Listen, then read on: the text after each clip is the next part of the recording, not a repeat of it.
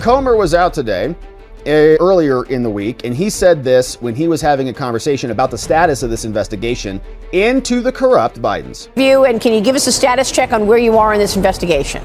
Yeah, these are the last 3 that we have scheduled transcribed interviews for. We may expand it, but thus far we're going to have interviewed close to a dozen former Biden staffers, high-level staffers. These are from chiefs of staff, the White House spokespeople, and what we're trying to determine is whether or not Joe Biden had any idea who was using that Autopen and what was being signed with his name on that Autopen. And thus far, Maria, we haven't gotten a lot of evidence that would suggest he had any clue as to what was going on. And the reason this investigation is important is because all of these pardons, the thousands of pardons that were signed with the Autopen, as well as the legal documents like the executive orders that were signed with the Autopen, these are all in question now. And I think that this investigation will go a long way in determining whether or not President Trump and the courts can declare all of those pardons and executive orders null and void.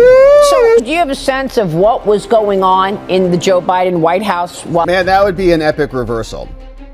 Liz Cheney, Adam Schiff, they're all just sleeping in their beds, nestled all cozy right next to their pardons.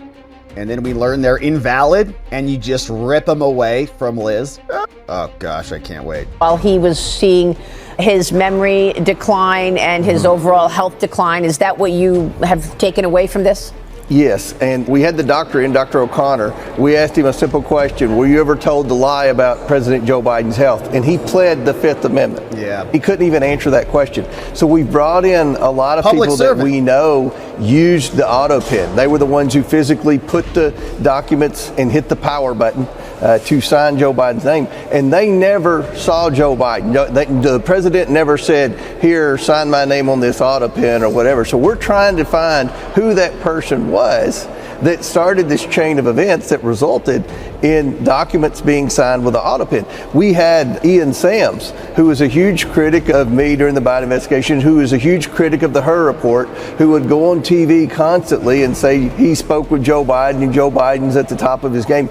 He said under oath he only physically met with Joe Biden, looked him in the eye, spoke to Joe Biden 2 times over a 2-year period. But yet he would go out almost on a daily basis and imply to the world that, yeah, I've been with President Biden and he's at the top of his game. So there was clearly a cover-up of Joe Biden's mental decline.